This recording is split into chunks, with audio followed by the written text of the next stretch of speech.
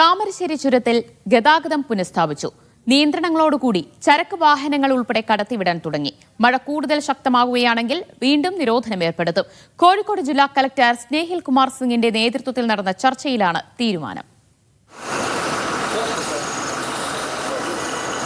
Multi axle വാഹനങ്ങൾ ഒഴികെയുള്ള വലിയ വാഹനങ്ങളാണ് ഇപ്പോൾ കടത്തിവിടുന്നത്.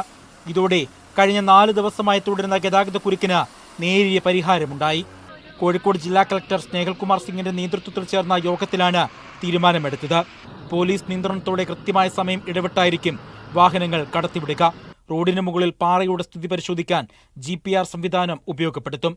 പാറയുടെ ഡ്രോൺ ചിത്രങ്ങളെടുത്ത് സ്ഥിതിഗതികൾ വിലയിരുത്താനും അഗ്നിരക്ഷാസേനയുടെ ഒരു യൂണിറ്റ് ചുരത്തിൽ വിന്യസിക്കാനും യോഗത്തിൽ തീരുമാനമായി.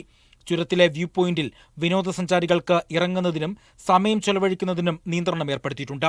4 ദിവസം നീണ്ട ഗതാഗത കുരുക്കിനാണ് ഇപ്പോൾ പരിഹാരമായിരിക്കുന്നത്. താമരശ്ശേരി ചുരത്തിലൂടെ ചരക്ക് ലോറികൾ ഉൾപ്പെടെ കടത്തിവിടാൻ തുടങ്ങി. മഴ വീണ്ടും ശക്തമായാൽ ഗതാഗത നിരോധനം തുടരും. ക്യാമറ പേഴ്സൺ ബബീഷ് കൊക്കോടിക്കൊപ്പം ഫൈസൽ നെടുമ്പാല, മീഡിയ 1, വയനാട്.